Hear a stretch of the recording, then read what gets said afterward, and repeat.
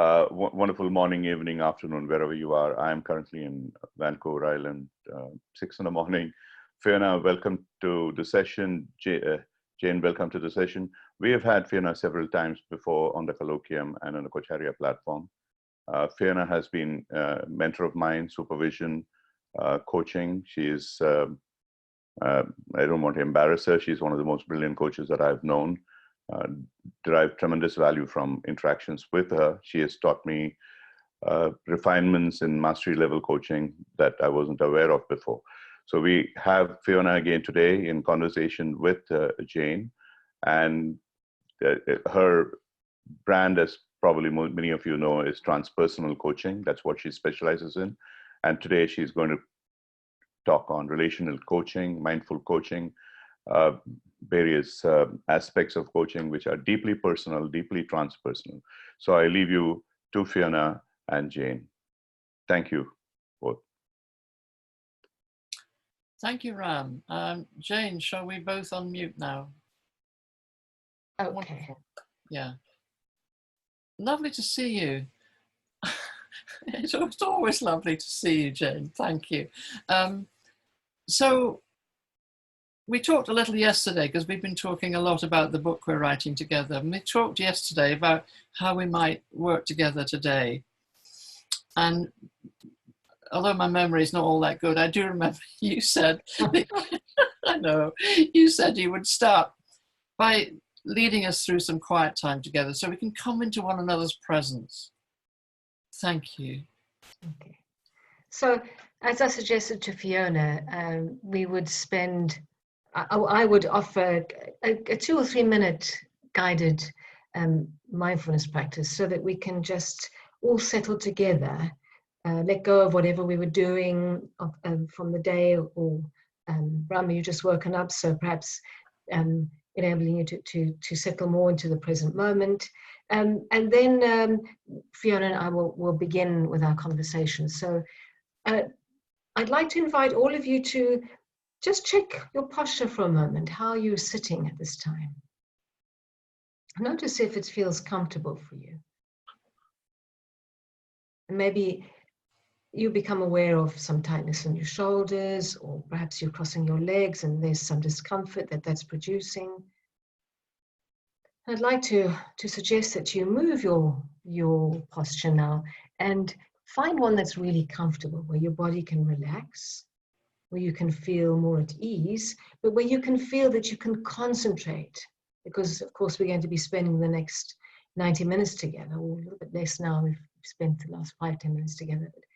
But, we're going to be spending some time together engaged in dialogue, and you're going to be doing the listening and asking questions. So let's let all of that go for now and settle into a sense of our feet on the ground. So noticing that your feet are touching the ground. And is it possible to feel that contact with the ground? Noticing perhaps the temperature of your feet. Are they warm or are they cool?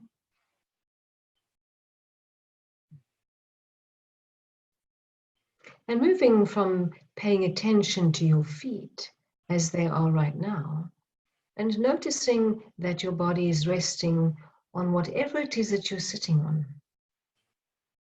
And beginning to connect with a sense of how that feels, where your body touches the chair or the sofa or the ground or whatever. How does that feel? Can you feel a slight pressure? The contact. Maybe you notice some tingling in that contact or some warmth. So bringing your attention into a sense of your body sitting. Now moving to notice that you are breathing. Perhaps you notice your chest rising and falling as you breathe in and as you breathe out.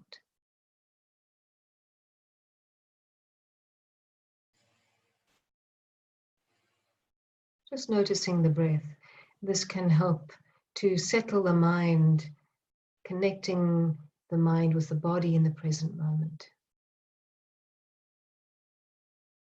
Just feeling your body breathing. The in-breath and the out-breath. Settling.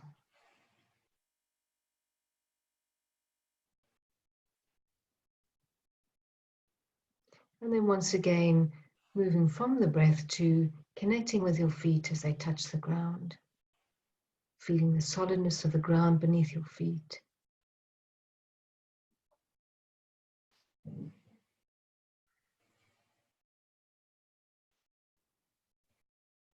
And then if you did close your eyes, opening your eyes, or if they're still open, that's okay. And let's just slowly move out of the short grounding and arriving practice. Okay. And I'm going to hand back to you, Fiona. Thank you, Jane, very, very much. I needed that. Me too. I know we were rushing about this morning. Yeah. I went shopping and I got to the checkout and I realized I couldn't find the shopping list. It was at the bottom of a bag full of shopping. So I unpacked everything and there was the list, and there were a couple of things I'd forgotten. So I rushed across and got them. And the woman at the checkout, I know her because we always chat when I go, and she was so sweet. She said, "Oh, so lovely to see you." And of course it makes all the difference, you know, doesn't it? And I'm mentioning that because I am forgetful and I do daft things, and well, that's how it is. So what we're going to do, Jane, you and I, and we talked a bit about this yesterday, is explore the journey of our relationship, our working relationship, that has become so healing and transformational for us both. And we really wanted to share this. And we thought we would perhaps make it engaging for us both and for our participants here with us to hear the phases of our work together. And I'd love you to begin. Okay. Ooh. So I think that the best place to begin would be when I first met you, Fiona. Because I'd been coaching for about a year, and I was looking for a supervisor. And I think I was initially attracted to you because you had a very strong psychological background as a therapist and transpersonal therapist. And so I was attracted to that. And then we met at that hotel in Euston, these many, many years ago now. 13 years ago. Oh, it's a long time. Gosh. Yeah. And then we began our work together. So I remember when I first met you, how I got this sense of it's going to be okay with her. It's going to be good. Okay, just this intuitive sense that I was in safe hands, and that I could potentially learn a lot from working with you. So that I remember that quite distinctly. Yes, I remember it too. I remember it too. My overriding concern was to let you know how clever I was. And indeed you are, Fiona. Oh, my qualifications. Oh, I feel slightly shy admitting that, but that was the case. I was fairly new to coaching supervision, and I'd not long moved from Edinburgh to live near London. I was anxious to build my practice. And I remember thinking when I looked across at you, oh, how wonderful, she's chosen me. Having no sense then of just my need to impress you. When I think now, it's just wonderful to remember that vulnerable state I was in.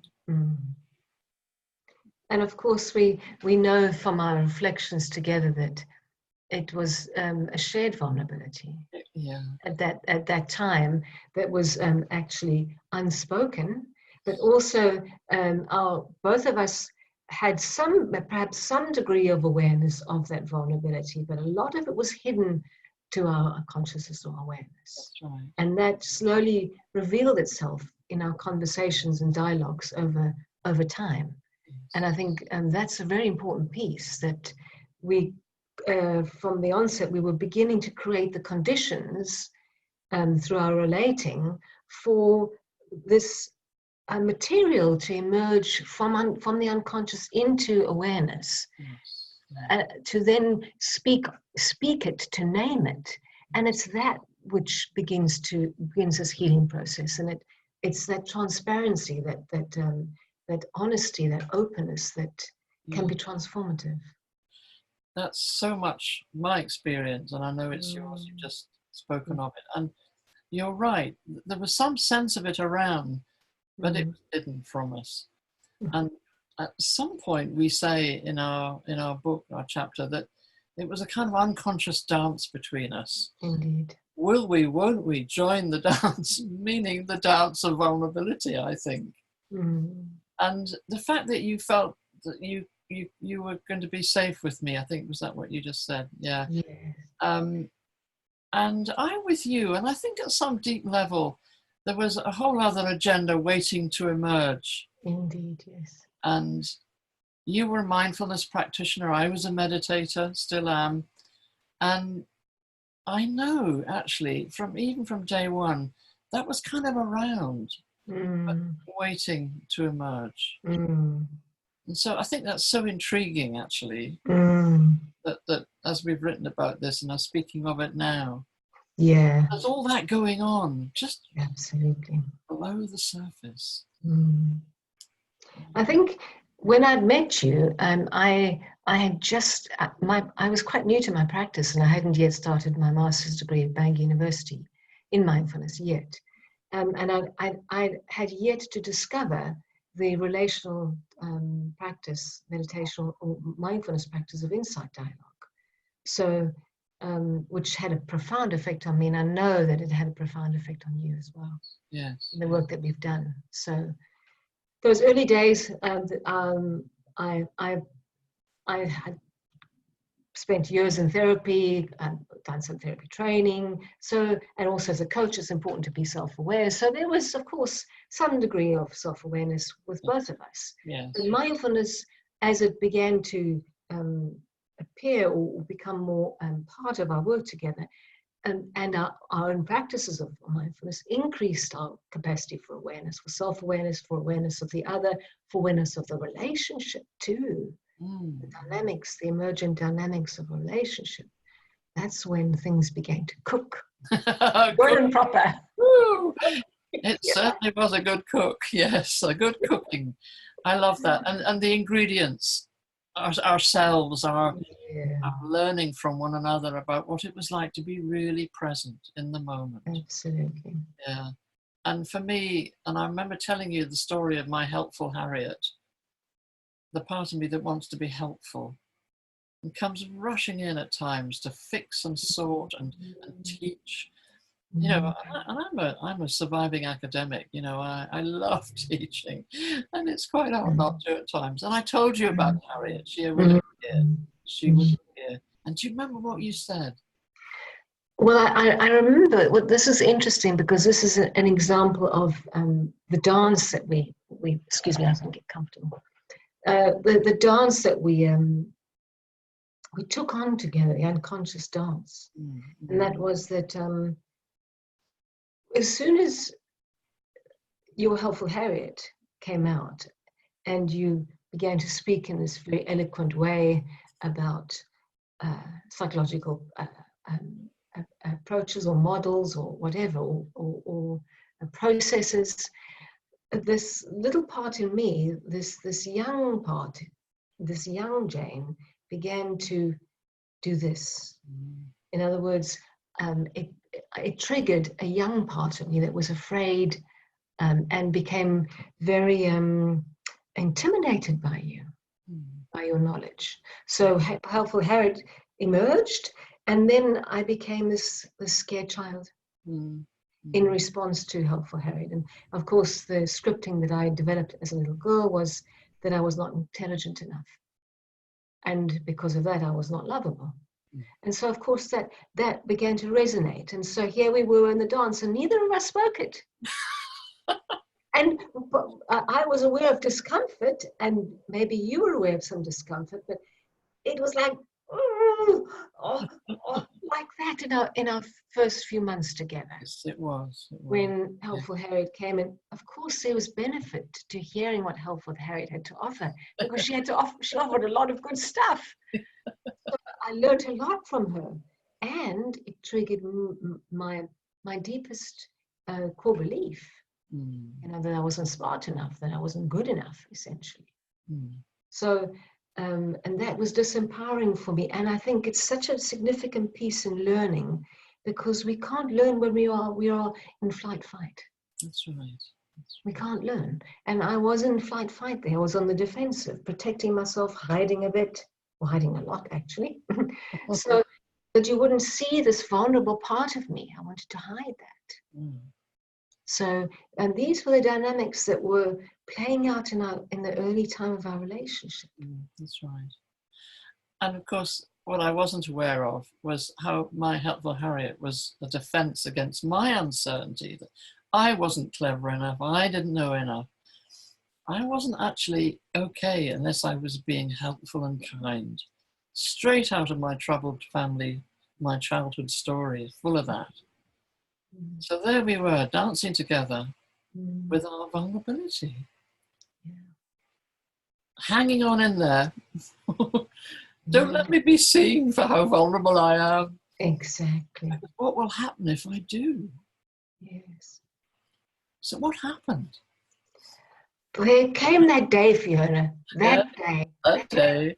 There was that one day. I remember it well. Where, and I think I'd been probably meditating for a year by then. So I was beginning to develop this muscle, this inner muscle of courage and of greater awareness, and of the capacity to regulate or manage my emotional state, such that I wasn't overcome by it. So I was able to recognize, oh, here I've been triggered again, and it came clearly into my awareness, and then I chose to speak it. That was a pivotal moment for both of us, when I actually remember saying, Fiona, when your Helpful Harriet comes out, or when you offer me models and whatever, I can't remember exactly, so I'm just struggling for words now. I feel not good enough. I feel small, I feel disempowered, and I feel shame. Oh. I can feel that now. Oh. Yeah. Oh. It's like, oh. I feel tearful listening to you. Oh. Yeah. Let's just pause here for a moment, because it feels interesting to, as I name that, the tenderness is still there. Me too. So there was something in me that said, or that recognized that this co-created set of conditions that we were both in, this relational field that we both co-created, was not supportive for me, and is probably in terms of my being able to learn as much as I could from you, to get as much from my supervision with you. And I took the risk in service of that. Yes. And also in service of being more true to myself too, and coming out from behind the mask and saying, Fiona, this is how things actually are for me now,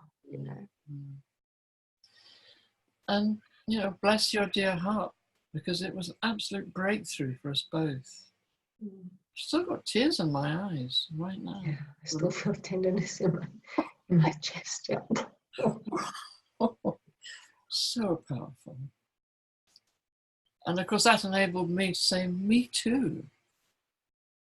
And what a relief that was. Stepping out from behind my persona. The recovering academic. I so needed that role at one time. I Yes. so needed it. Yeah. Yeah. And, well, let's face it, I was quite good at it, actually. Oh, absolutely. Of course. And it allowed me to hide Yes. Yes. from the part of me that didn't quite believe I was good enough. Yes. So we had this breakthrough. Phew. Yeah. Shoulders could drop, breath could deepen. And I just, it was fabulous. Never have believed how fabulous it could be to be real. Absolutely.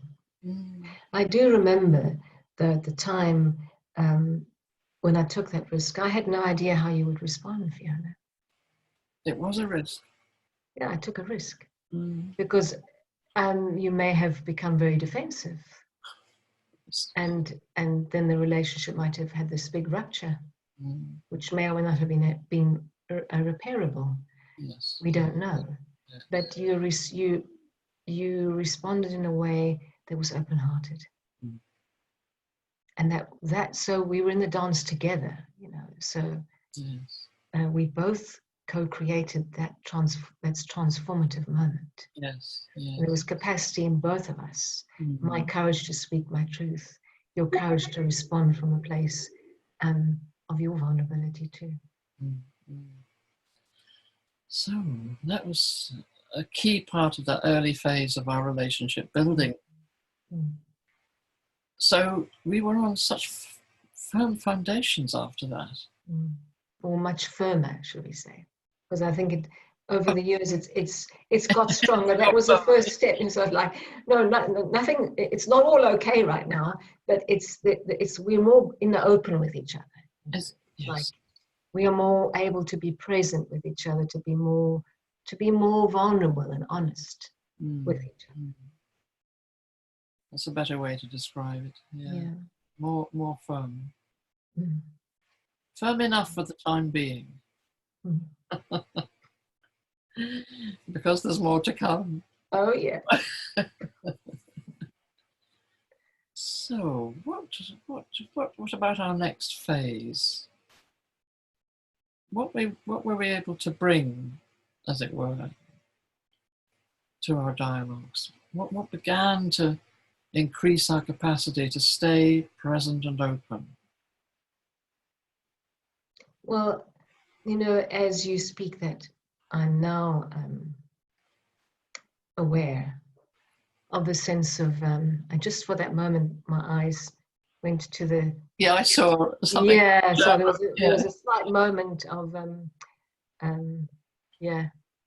Okay, I've come back and you've come back. So, just distraction, the beauty of distraction. That's what happens with the mind. It gets distracted so easily. Visual. Visual. So put that aside now and come back to your question. So I was about to say, let me just reconnect.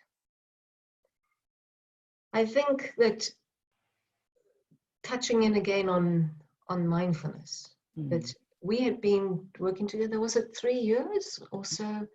2 to 3 years, 2 years maybe before we had that breakthrough. Do you remember chronologically, Fiona? You mean well, I think I can't remember. Okay. Right. It happened. Yeah. After a while, we could say. Yeah, that's good enough, I think. Yeah, it's good enough. Yeah. So, yeah. So, there's something here for me just remembering something, thank goodness, that was to do with how we were progressing individually as persons, if you like. And I remember you were on your course at Bangor studying mindfulness and all the various facets of that that I was to learn a lot from. Yes. Because I became your supervisor for one of the modules you did. You did, yes. And then I went back into my tutor role. Do you remember that? I do. Oh. It was interesting, and I think this is an important piece to say, Fiona, that when we first started out together, we both held particular roles. Yes. I was the role of the supervisee and the learner, and you were the role of the supervisor and the expert. Yes. And we held those roles dutifully. And Very we did them beautiful. really well. We did them really well, didn't we? Until that moment when we had that breakthrough. Mm. And then something happened to those roles. Mm. We became less identified with them. Good word, good word. So yes, there was still this relationship, but I think the balance of power shifted, because before you held the power, not wittingly, it just happened. It was something that was unconsciously, that we were unconsciously collaborating with. That's right. That's right. So that's such that this was set up in a relationship. But then when we had we had that self-disclosure, both of us, we began to soften the boundaries That's of right. these roles. Yes. And we started to become more human together. Yes. Yes. I do recall actually now feeling the relief of that, because I espouse power sharing, politically in every which way. Mm-hmm. And once I could let go of my need to be powerful, which was a defense, Yes, then we could share and learn with and from each other. exactly. And what I'm now wondering, because I'm remembering that little flash of Ram saying something, whether there's some comment or question you would like us to address. Should we take a break from? Yeah, let's just read what Ram is saying. I'm going to To read. observe the interplay of sharing what Jane and Fiona say. Okay, that's a lovely question. How does role reversal play into supervision exchange, taking risks to reverse roles? Lovely. Yeah. So how would you interpret that question, Fiona? It seems to me once we can role reversal, once we can look at the power play, almost in any relationship, we are then open to the possibility that we can be human beings together. Yes. And be safe with each other. So we're not hiding anymore. Yes. And this is wonderful possibility for learning in that safety. In fact, without safety, I don't think there's any learning. Well, not much. Maybe a repeat of something, but not deep learning. So that would be my comment now. What do you think? What I'm interested in is this reversal of roles.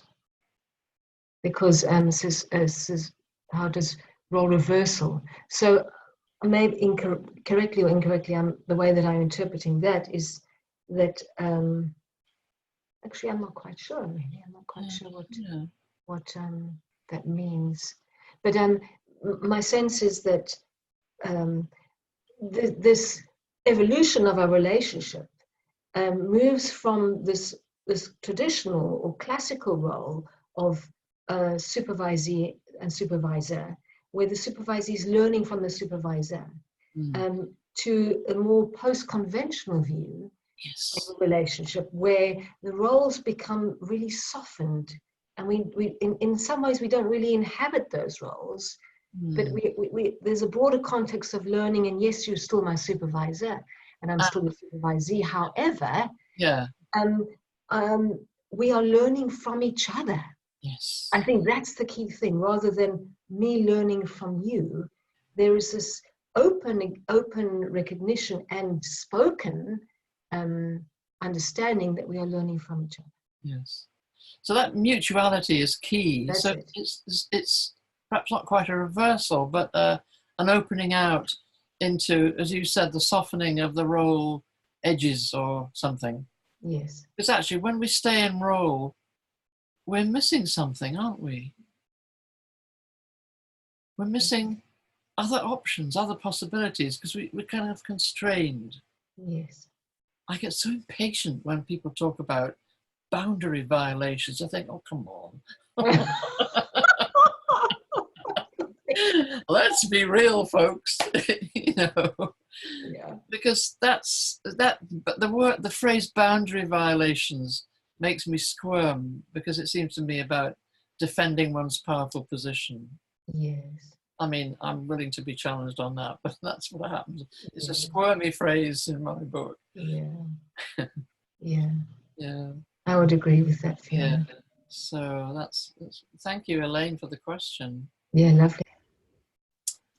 There was quite a lot to think about. Thank you. Yeah, yeah. Is there something else? Do we need to pay attention to, Ram? Let's see. Oh, is there something? Okay. So, as you were. Please run. Yeah, Fiona, I mean, what I really wanted to point out to people who are watching us, one of the things that I learned, and I to a large extent, I learned from you as well as Eva, who worked with you during my supervision days, as to how to incorporate the coaching model, its supervision model, especially a 7-eyed model, into the coaching model.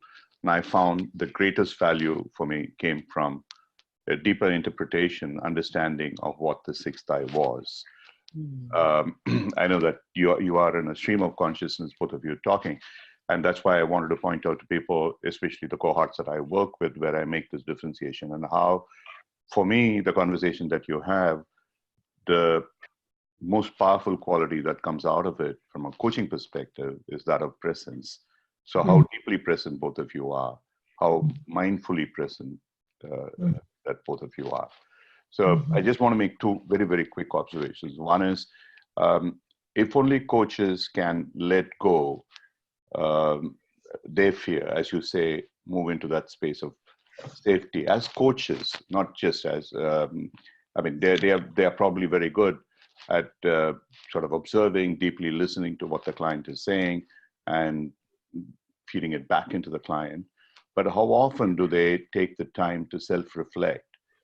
And as you are doing here, observe what is happening, the what's and all, and that expression coming out with a view to help the client with unconditional positive regard.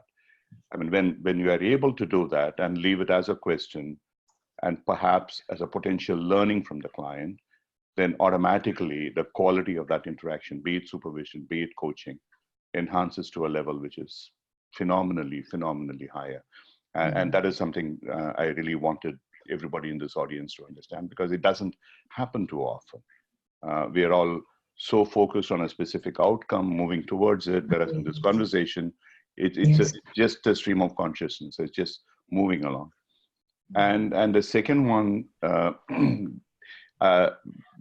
you know, I poke fun at mindfulness, and I talk about mindlessness. It's not because I don't believe mindfulness is not, because I think mindfulness is absolutely essential, as because we are all in a state of complete ignorance of what we are doing, observing ourselves. We are all couch potatoes, just feeding fries into our mouth and watching rubbish on TV, and that's what we do all the time. Even that first state of deeply, like what Jane took us through in the beginning, a very, very simple exercise. How are you sitting? Can you sit a little bit better? How are you breathing? What's happening with your body? And if that awareness starts happening at the very first level, and then gradually you can move beyond that awareness into a state where what I would call mindlessness. And so people keep telling me that you always move into this mindlessness wherever you get the opportunity. The point is, yes, I do. But what I also want to emphasize is, without a firm foundation of mindfulness, it's impossible to move into mindlessness. Any advanced meditation, be it Vipassana or Yoga Nidra or many of those meditation techniques, with many of you may be here aware, only they all start with breath awareness, body awareness. And unless we master those states of awareness, we cannot move in beyond. In the same way, in a way, forcefully, maybe inauthentically interpreting that, incorporating it within coaching and the conversation that you are having, that foundation of the ability to observe and share what's happening with the other, and then observe and share what's happening with me, that creates a foundation for us to move out into a much larger space of whatever the stream of consciousness that is happening. Yes. So I'm rambling a bit. I'll stop here, but I just wanted to convey that as something. And as you go along, perhaps I know it is. I mean, given that there's a lot of people out here who might really benefit from what you're doing, maybe point out a few things that you are probably doing deliberately, but making it seem so natural that is easy to miss that what you're doing is with a very, very clear purpose to sort of convey a process that needs to be understood by everybody here as a coach and a supervisor. Thank you. Thank you, Ram. Thank you. Thanks, Ram. Gosh, I'm noticing a question on trust. And should we talk about that together, Jane? Because it's such a core element that needs to be there to underpin dialogical work, doesn't it? Yes. Would you like to comment on that? Yes, I will comment. I just want to go back to something that Ram said to make sure that I'm very clear. Okay. Then I'll comment on that. Because what I heard you say, Ram, is that you would appreciate, you're observing Fiona and my dialogue, and it seems seamless that there's this emergence happening of conversation. And you're wondering whether we're actually, there is a set of skills that we are consciously or otherwise employing here, that and perhaps you would like us to make that explicit for whoever's online with us, in relation to their relationship with their supervisor, or if they're supervising as well, and their relationships with their coachees. Do I have that right? Yes, but let me add this so that I'm making myself clear. The two of you in conversation, you are at the level of, to put it in a cliche format, the unconscious competence. Yes. And that unconscious competence has come through the various other learning stages of, like Fiona talked about at a point in time, Yes. observing what I did wrong, how do I correct that incompetence, conscious, and so on and so forth. Now, even if you had not intended it as something that people can learn from, I'm just wondering if it is possible. As you go along, maybe notice saying, hey, this is something that's happening out here. And is there something that people can learn in terms of enhancing their own capabilities, in terms of coaching competencies or supervision competencies? Because sort of being in the flow of your conversation and admiring the way that you are talking to one another, it is very easy to miss the details and just be, carried in the flow, which is fantastic. For someone like me, I can sit here and listen to you. But I would also like the people who are here who are in stages of learning. And one of the most difficult things that I have found for coaches to understand, they seem to think that coaching competencies do not allow the coach to express fully what the coach feels, because that could be potentially be leading. That could be potentially be seen to be judgmental. Now, how do we present what we genuinely feel as the sixth eye lens point of view in a way that is non-judgmental, non-biased? It is mindful at the same time, it's mindless, because it's not about my ego. When I say mindless, it's really egoless, with no judgment at all. So that is something people can truly, truly learn from the conversation that you're having, because that is one of the things I learned from Fiona. And so as a tribute, I would like that to happen in this particular case. Okay, so I'll stop here.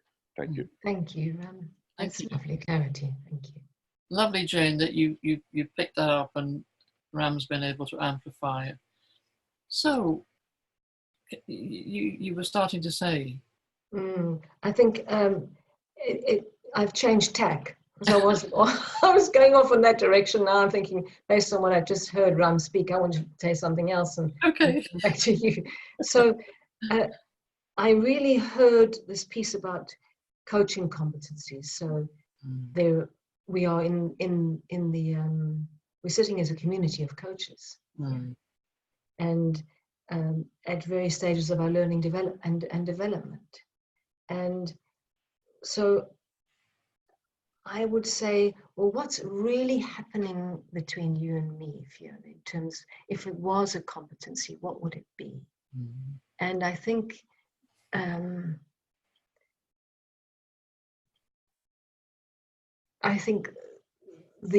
it's like a bowl for me. It's like a bowl that holds all the skills that come with coaching, because there are many skills that come with coaching.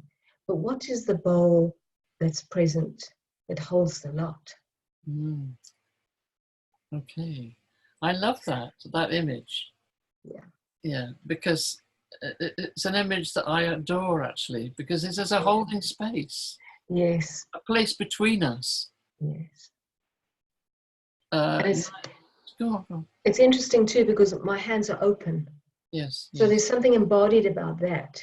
You know, it's like maybe if you're willing to, those of you with us, just let your body help you to feel that by opening up the hands and just getting a sense to how that feels. You know, because there's this, the body can help us so much sense into something that's psychological. So there's a sense of openness that comes with our connection. There's a sense of presence, as Ram has said. That's the core. That's the piece. And with that presence is safety. Yes. And you were saying trust, Fiona. There's a lot in there, and those are the key elements, aren't they? Trust and safety. Yeah. I just want to breathe again.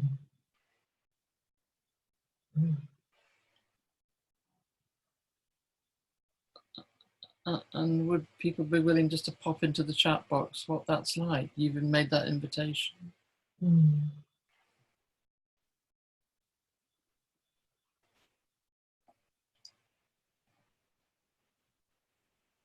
And maybe whilst, if anybody does want to do that, that's okay. But if not, that's also okay. But it's just a sense of, oh, lovely.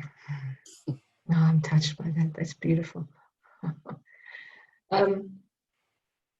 There's something that we just sat quietly together in silence, Fiona, a few moments ago. But deeply connected. I feel I can feel you in my body. My mind's not whizzing off. What should I say next? How should I be? What model should I put in here? What's the best question to ask now? You know, there's just a presence enables us to just come home to a sense of the body, to just feel our feet, and to trust this emergent process. Trust that we're in this relational field together, and that if we're listening deeply to our experience, we're going to hear stuff. Our heart's going to hear stuff, and we will respond. You know, we don't have to try. And that is something that I think I've learned as a coach over the years, and that we've learned in our relationship, that we don't have to try. Yes. Oh, that's such a relief, isn't it? It is. Whenever we sit together, I feel that. Not having to try anymore. The little me is saying, hooray, at last. Yeah. So much of life is about trying. It is. And that comes with, I have to be competent. I've got to tick all the competency boxes. I've got to be a great coach. Like, yes. but my sense is that if we are present and we have trust in our relationship, the relationship facilitates the learning. Yes. It's the relationship, the safety that's co-created here for both of us. That is what enables us to do our best thinking. That is what opens the heart. It's that piece, that piece. Opening the heart. Yeah. I mean, I so love the way you articulate these things. It's just beautiful. Thank you. Oh, thank you. I'm feeling quite moved now, noticing that. I wonder if that's in your heart and whether it's in with others watching us. I just feel a sense of warmth in my chest and really being touched. Quite touched now. Ah.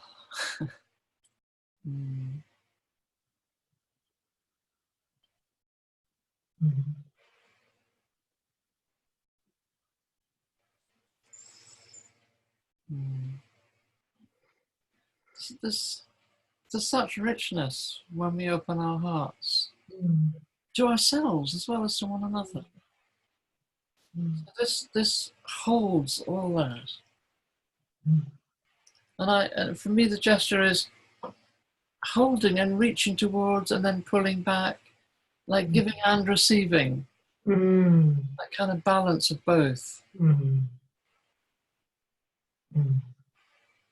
I think that's key, Fiona. That talks about the reciprocity or the mutuality.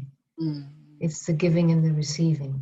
And who's the giver and who's the receiver? We lose touch with that, It's like, am I giving? Am I receiving? It's like, yes. Yeah. You don't even think in that way anymore. No. I'm just conscious that there's some other questions. Oh, good. Oh, yeah. Should we? Let's have a look. Yeah. Yeah. From Jolanta, I hope I pronounced that right. Do you see that one, Fiona? I do. I'm just looking at this, yeah. Not worrying what to do next. Trust the relationship. Yeah. Absolutely. Bringing us home. Oh, beautiful. Yeah, thank you. All these. Oh, it's so beautiful. Wow. Hi, ladies. Magda here. I'm sorry to interrupt, but some people are only writing the questions to panelists. So if there's something you like, if you could maybe read it out loud for the rest of attendees, that would be great. I got it. Okay. I didn't realize that. Thanks for letting us know, Magda. So,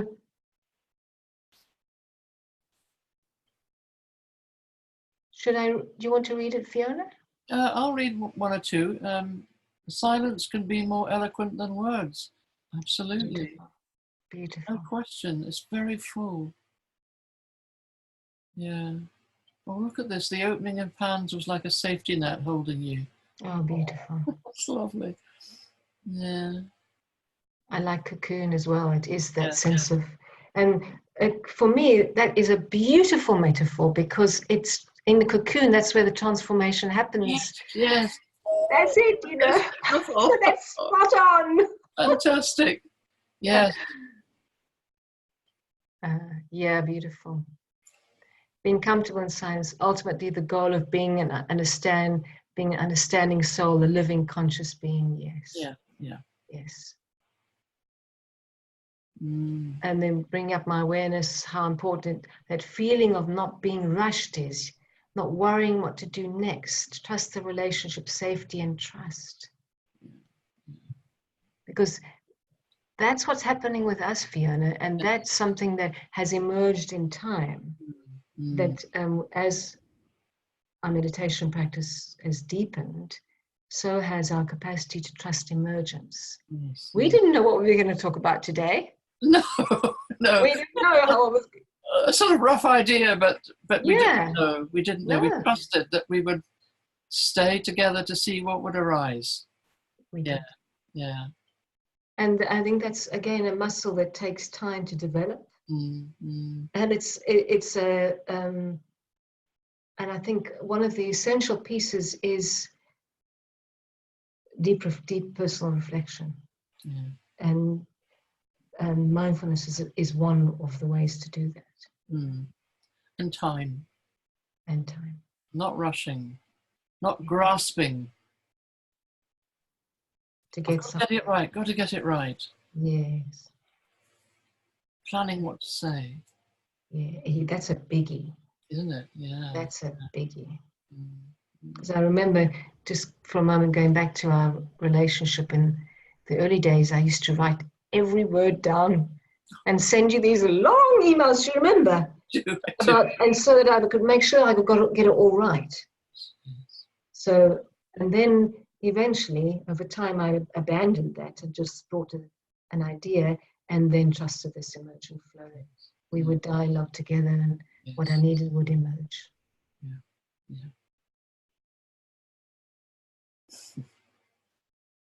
Yeah. Jane, Fiona, I just couldn't resist coming in at this point in time. Yes.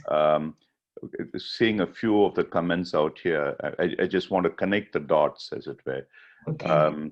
Yolanta talking about the whole issue of not being rushed. And then Fiona, after that, in only to the panelists, she's talking about it'll take time. And then there's another comment from Ashwin about emergence. And then finally, Vinod is talking about in terms of for us to be able to do this, is it possible? And someone is asking, how long will it take? What just occurred to me was this. I mean, it's like what they talk about enlightenment. Enlightenment or the movement into that unconscious state of competence happens in a moment. It's not something which evolves. It just happens at a point in time. It is very binary. It is there or it is not there. However, having said that, the preparation for that, it happens over a period of time. So we forget that. So in a sense, the way that I would answer, so whoever asked that question, it's a beautiful question. How long does it take? It doesn't take any time, but it does. You know, it's that beautiful paradox. Yeah, it's a paradox of sorts. So you prepare yourself for that. And then there are multiple things that come together. And so one of the things that I have noticed in coaching is the job of the coach, the really good coach, the master coach, is really to connect the dots. It's very much a right brain activity. The left brain always tends to break it down into bits and pieces, fragmentation, analysis. But if you just move it out, and this I'm experimenting with some groups I'm currently working with, don't say anything. Just share with me what you feel as we talk or as someone else talks in the class or whatever. And just that going inside, the self-reflection is something which most of us in our rush, in the desire for performance and for so many other things, we are not comfortable with. No. First of all, we don't believe that we have the time. And the second is we sometimes are afraid what we might find inside if we look inside. There's too much of garbage floating around. Yeah, so I mean, I'm just sharing my thoughts in terms of some of these questions, which the depth of feeling and the depth of understanding with which they are coming out here.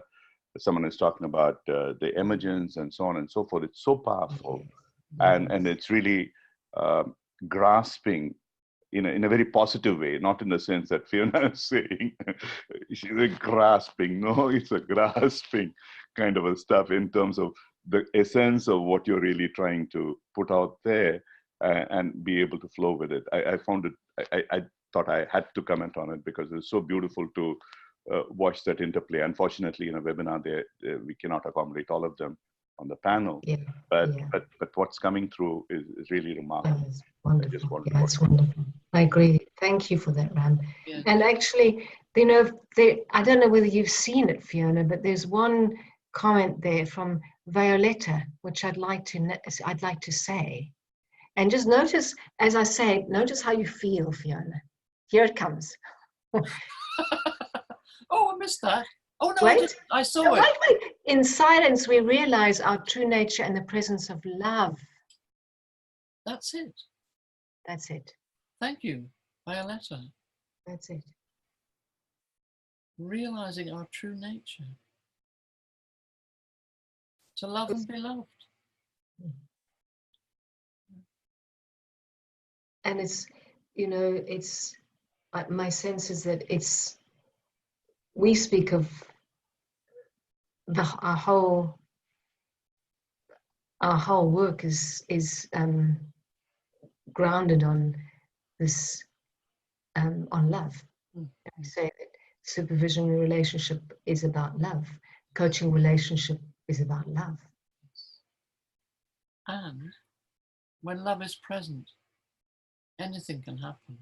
It's transformational. And what is so wonderful, and I thought this when I was on yesterday's webinar when the woman Magda Muck was talking, that we have in our roles as coaches and supervisors an opportunity to wake us all up to love. What could be more important? And I think just coming back to our relationship, and again, I feel such a lot of strong movement in my chest, and it comes up here, feeling my heart resonating. My heart's doing this. Yeah, and thinking about how we love each other. Yeah. But it's that through this growth that we've this process of working together over many years, and all of these pivotal moments that we've experienced, our deepening of mindfulness, interpersonal mindfulness practice, a deepening of an understanding, being able to be in the body,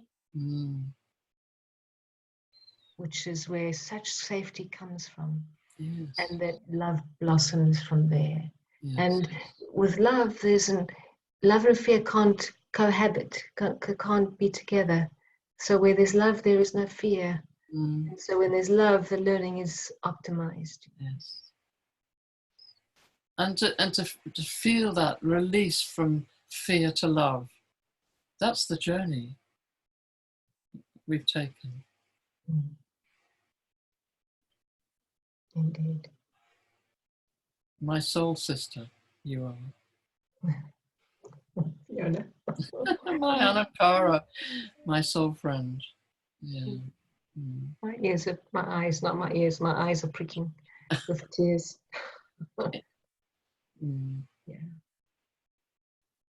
And it's so good we can speak of it, because it's often been a taboo word. Yeah.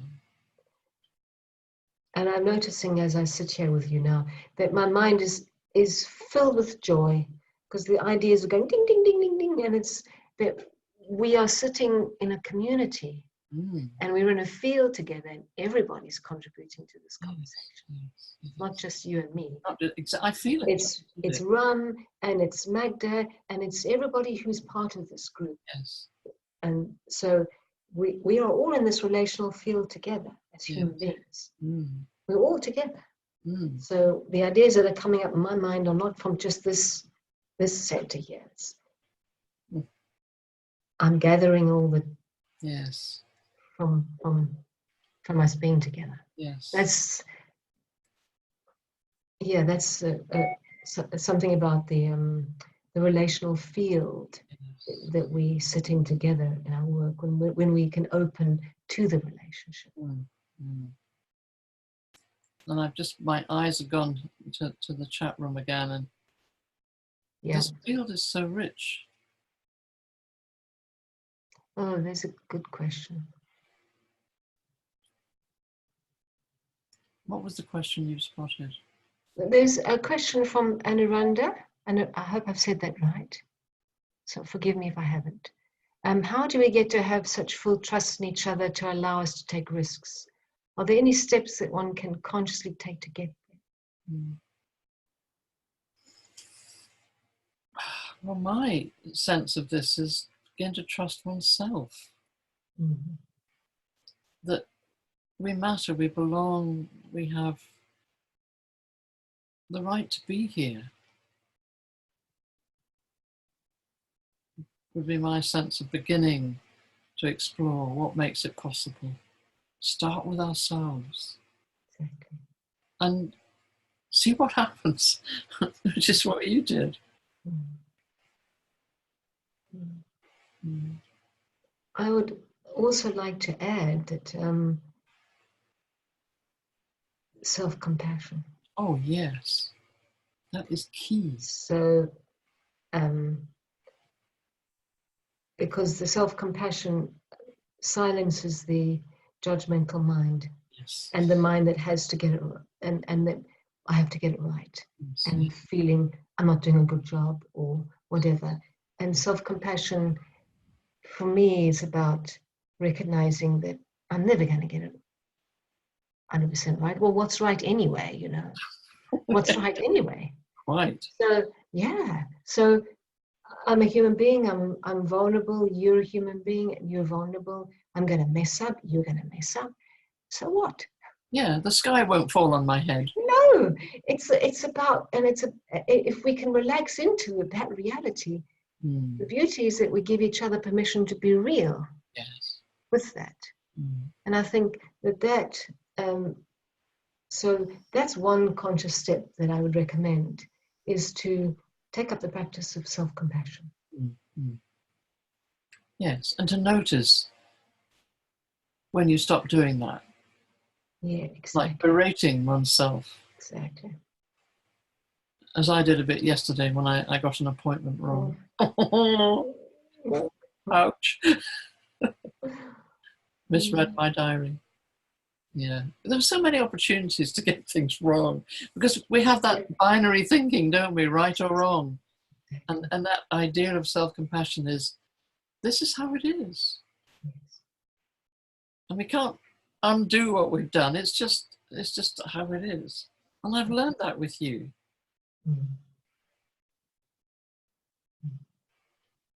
So that's part of trusting, isn't it? It Trusting is. and acknowledging and believing in oneself. And treating one another as well as oneself with such tenderness. Yes. That we really feel it in our body. Yes. And oh, at last. Yes. I'm home. We're home together. Until the next time. Yes. But I think there is one thing, and just going back to our case study, there was just looking for, there's so many comments here. Wow. Oh, beautiful. It's like the safety of a mother's lap. Yes. Especially when the coach is in a difficult situation. That's Yeah. it. That's it. The safety of being held and loved.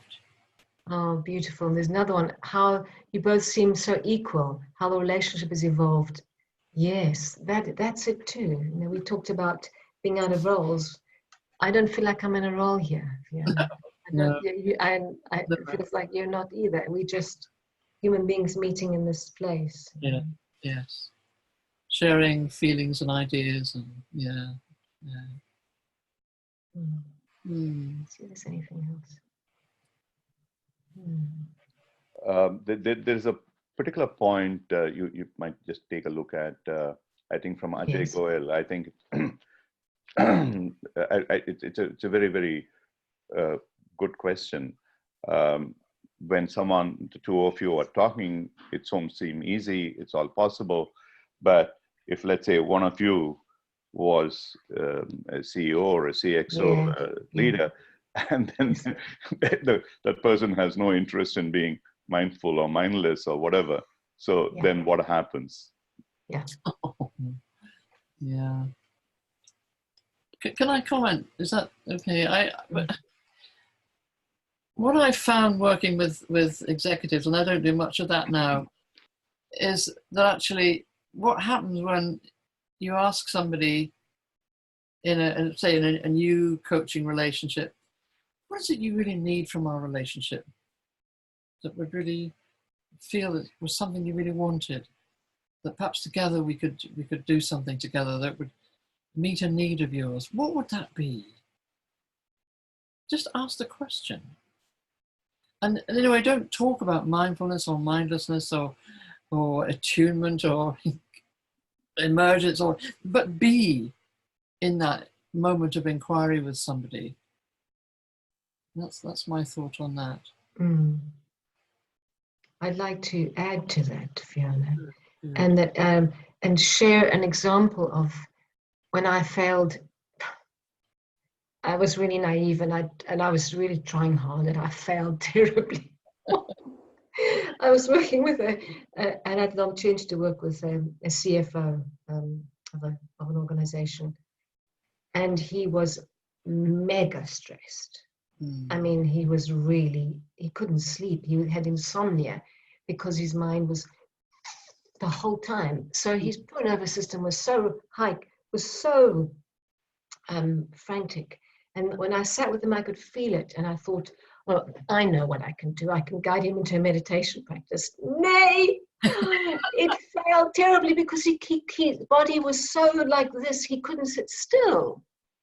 So what I learned from that and how I might respond to that question, to add to what you said, Fiona, is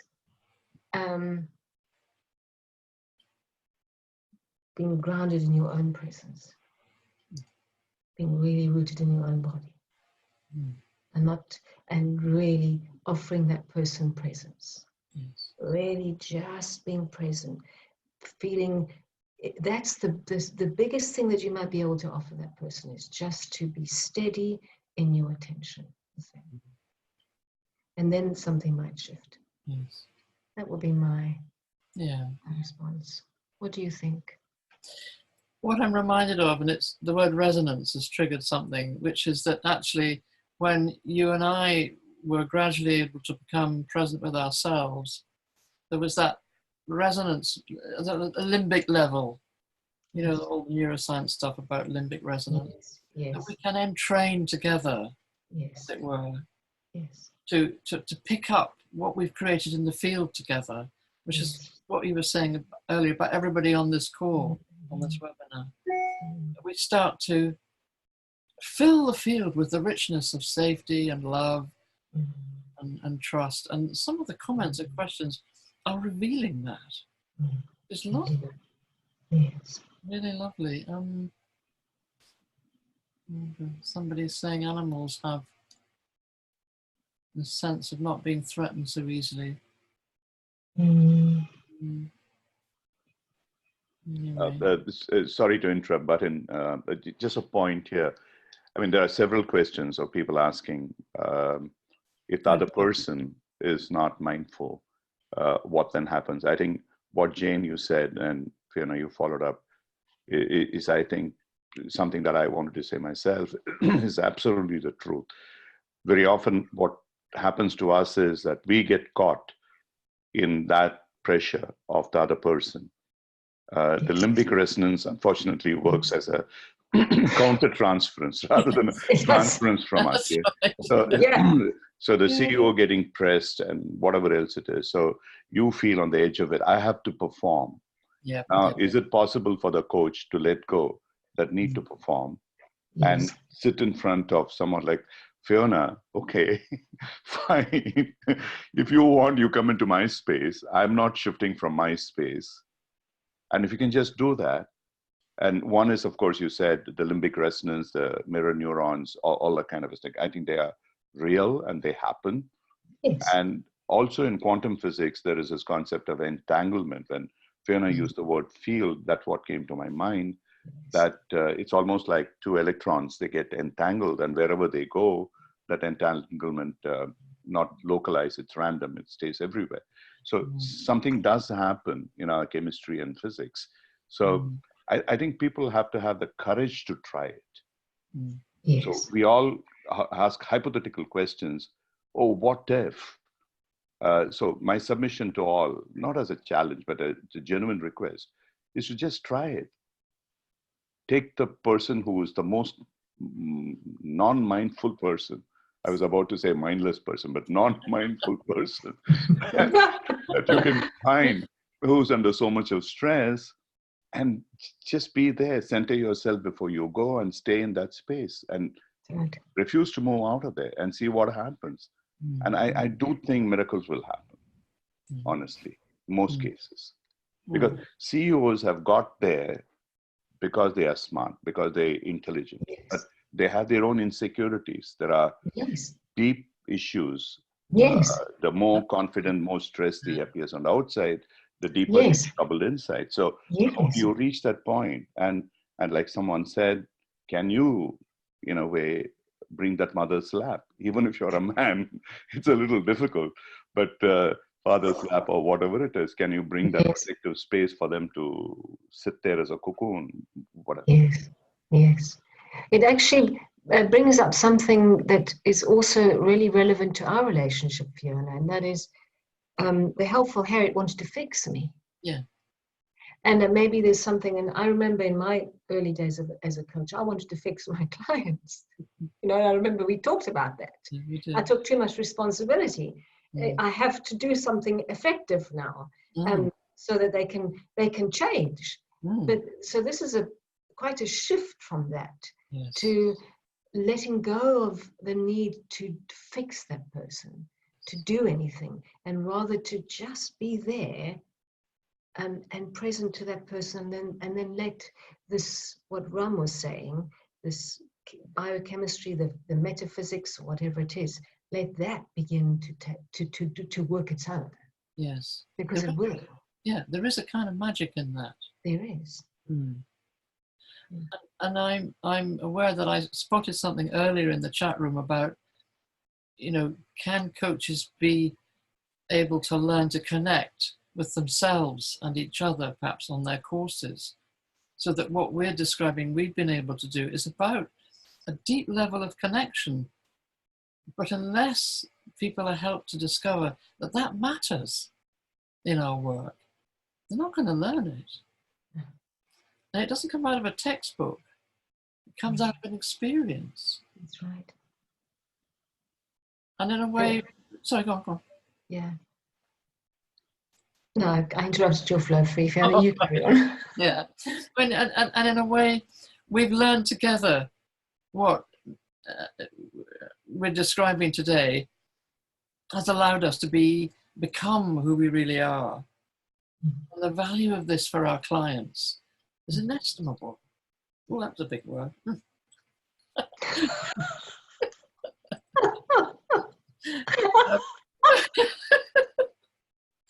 Oh, I love big words. Anyway, but it's really important, isn't it, that we learn by doing and experiencing, not by telling. Like finding a way to be, a way of being. That's what we've discovered, isn't it? And we've helped each other with that every step of the way. We have, yeah. And I think courses and training programs really attend to this. They attend to the being of people. Yeah. To free coaches from the need to fix. And exactly. And yeah. was right. We can get caught in organizational cultures and pressures to perform. And then what if we don't perform? We'll lose the contract. Oh, that's a hard one. So hard, so hard. That's a hard one. Yeah, so how much time do we have, Fiona? I think about another 10 minutes or so. 10 minutes, yeah. Right? Yeah. So what else needs to be said? What needs to be said? Shall we have a look at the questions quickly? Yeah.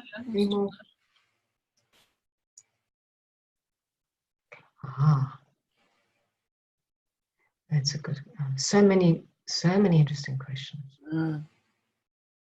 There's one from Fiona, and she says, is it easy to form between genders? Wait a minute, where is that? Love between genders. And hope doesn't sound a bit off. It's not a bit off at all. that this feeling that's here Oh, yes. Oh, I is it got the possible to question. form Yes. between genders?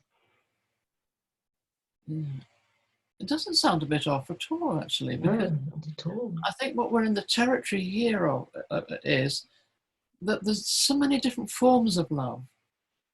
And I love the Greek agape, brotherly, sisterly love.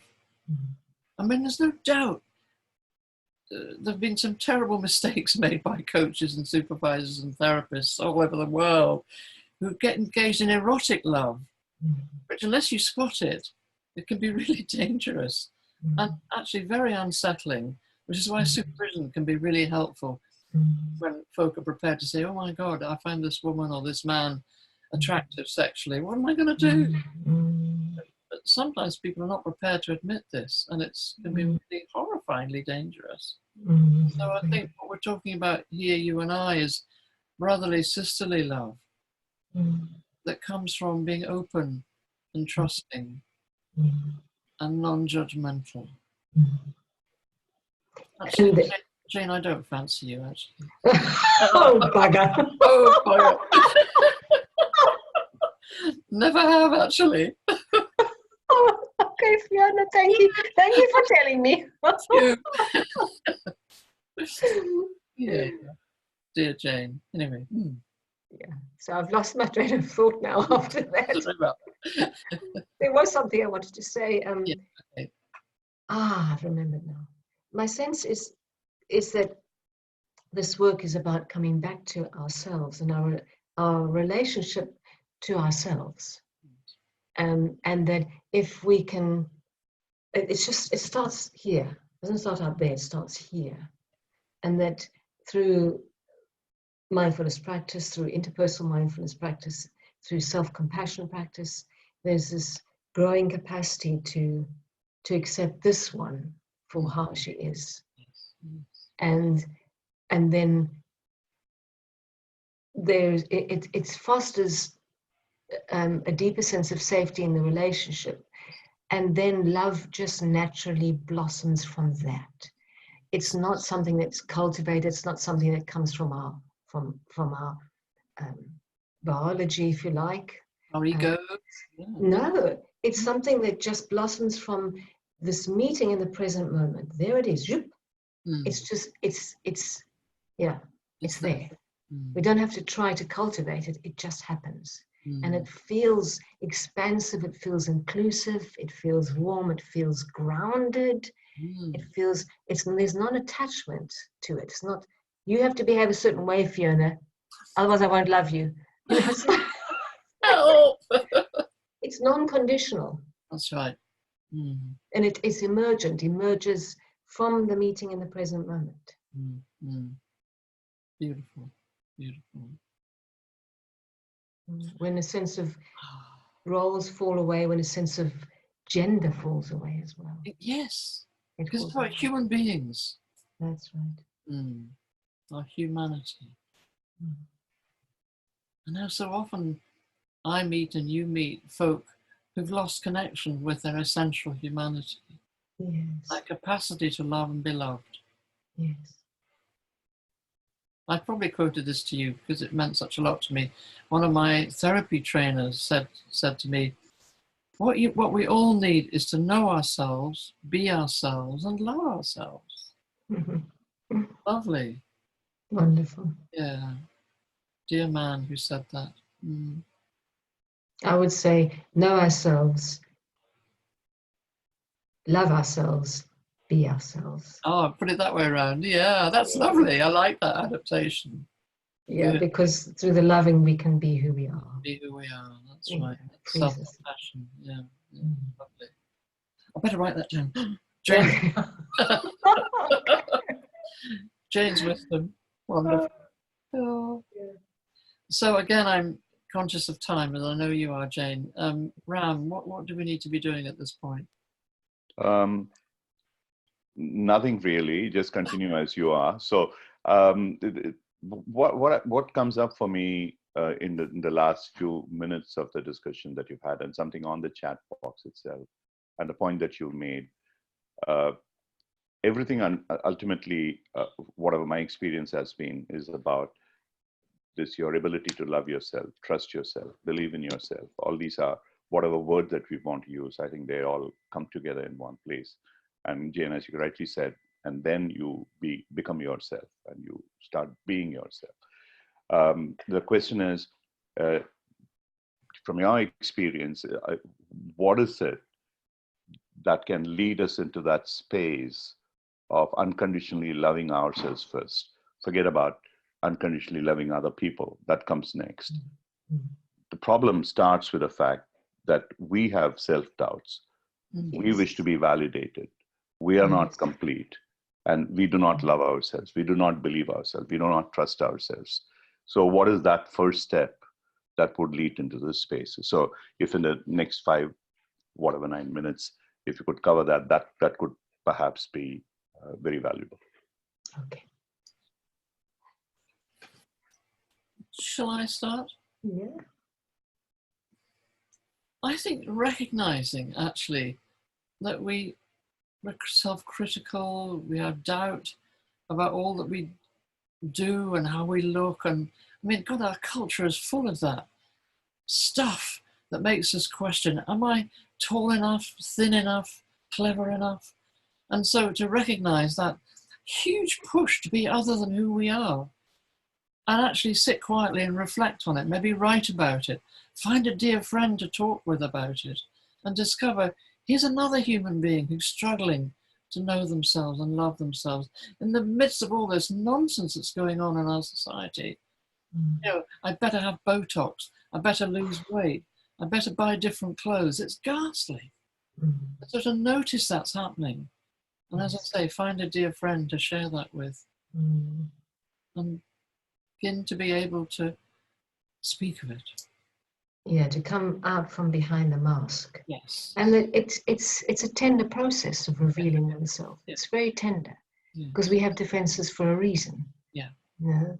And many of us are you and I have spoken about our childhood wounding in our relationship, and most of us are wounded in childhood. So it's about a tender process of slowly revealing ourselves, and first of all to ourselves and then to others.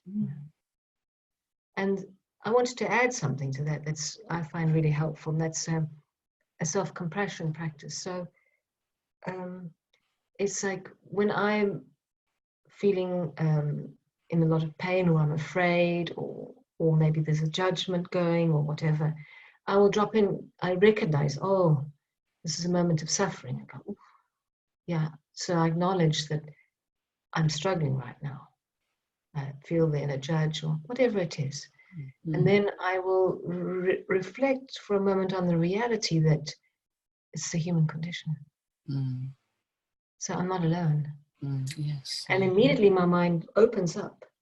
Instead of being so caught in this small box of fear, it begins to open up because I'm connected to humanity. Yes.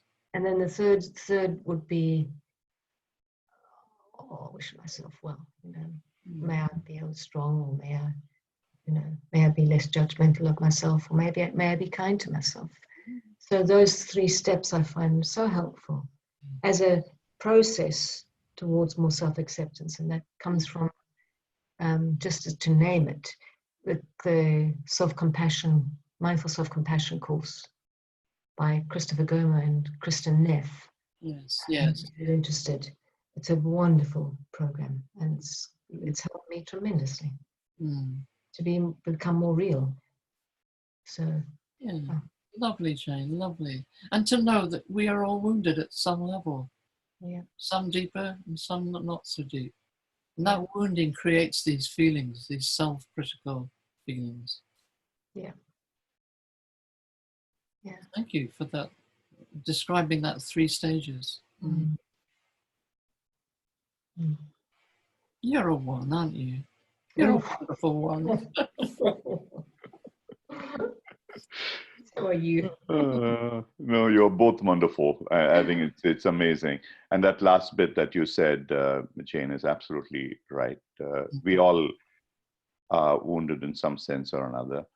And in my learning, one of the things, apart from various other learnings that helped me, was a process called Ho'oponopono, which is a Hawaiian healing system. Oh, yeah. Where you take basically responsibility for whatever is happening outside of you, and then cleanse yourself, and in that process help cleansing the limbic resonance or whatever that happens beautifully. So there are multiple in each of our cultures. There are some very, very powerful processes. But the first, I think, the trigger is for us to accept ourselves that, look, we have a problem. As coaches, like Hippocrates said, physician, heal thyself. The coaches have to first heal themselves before they start coaching. The problem is we don't. And we go there and think, oh, I got a qualification, I've got a 3-letter label, and so I'm good. It's not. It takes a long time for us to be. So thank you very, very much. It's been a phenomenal conversation, as the chat box reveals. It's not about a set of slides and whatever it is. Such a beautiful stream of consciousness that you took us through the journey. Tremendously, we're all better for it. Thank you very, very much. So Magda, let you close, please. Thank you. Thank you to the speakers and to everyone for attending. I must say that I'm feeling, I don't have to describe it, because part of me wants to say a bit anxious because I'm doing a session tomorrow that kind of ties into what you just talked about. We're having a panel discussion on applications of coaching in daily life and focusing on self-coaching and the kind of growth that you experience yourself versus just learning how to be a coach. Because for me personally, that's what's happened. And this whole finished bit about, you know, everyone's wounded, etc. I mean, my palms are sweaty right now, and I'm feeling a bit of pressure right here because part of it is, you're right. The other part of it is, you know, I was going into tomorrow's session thinking about all the great things that have happened to me personally in relationships and in how I look at myself because of the things I've learned in my my coach training.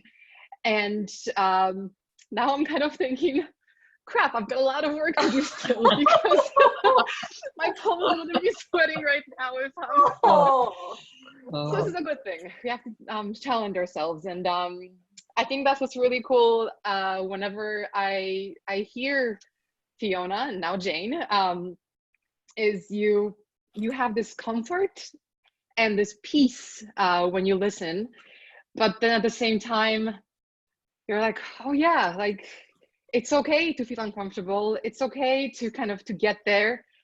Just take a deep breath, one day at a time, and yeah, like I feel uncomfortable right now. Palms are sweaty, heart is pounding a little bit, my eyes are watering a little bit, but that's okay. That's okay.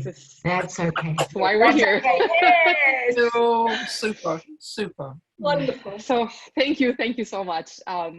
This is being recorded. It will be on our blog. Oh my God, I'm gonna start crying.